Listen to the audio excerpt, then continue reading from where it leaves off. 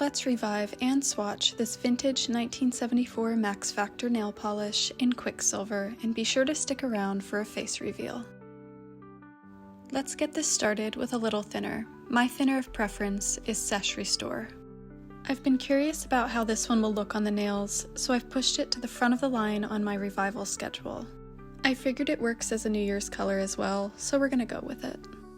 Now we'll throw this on the vortex and get chatty, since this is otherwise pretty straightforward. As the year wraps up, I've just been processing what a wild ride it has been. I've been pretty down in my personal life with a few unexpected tragedies, pet loss, etc. But creating these little videos and interacting with you guys is honestly like having sunshine on my face, without the UV exposure. On the clock app, I started the year at around 10,000 followers. In June, it grew to 100,000, and then fast forward to now, I've surpassed 400,000. I'm still shocked that anyone cares at all about my little niche. I never expected interest to be so big. I just wanted a place to document colors that didn't have a visual record online. And to, I guess, feel a greater connection to the women of the past. These little, non-essential items can say so much about our culture as a whole. If you wanted, the same could be said for a lot of everyday items. I think my background being archaeology makes me approach everything very analytically.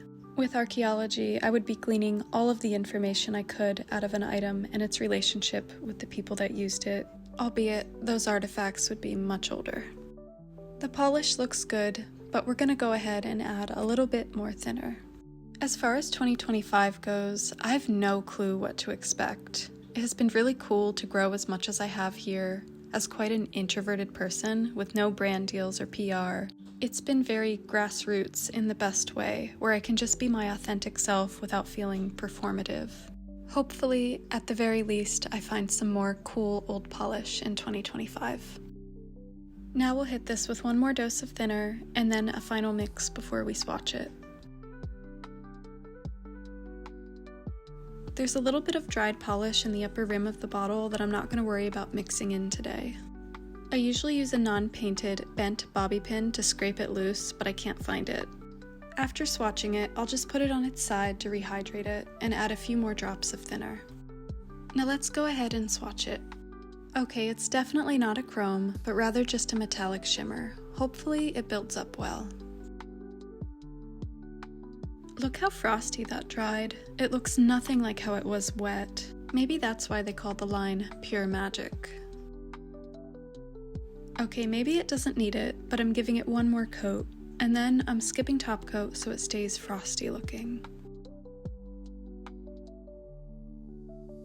Here's the final look. It has such a nice mattified metallic finish. This is about as chrome as it could get for 1974.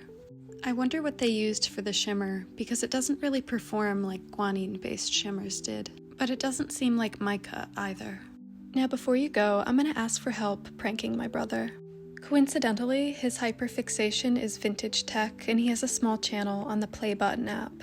He isn't on the clock app, so I think it would be funny if he got a bunch of subscribers out of nowhere. But don't spoil the secret.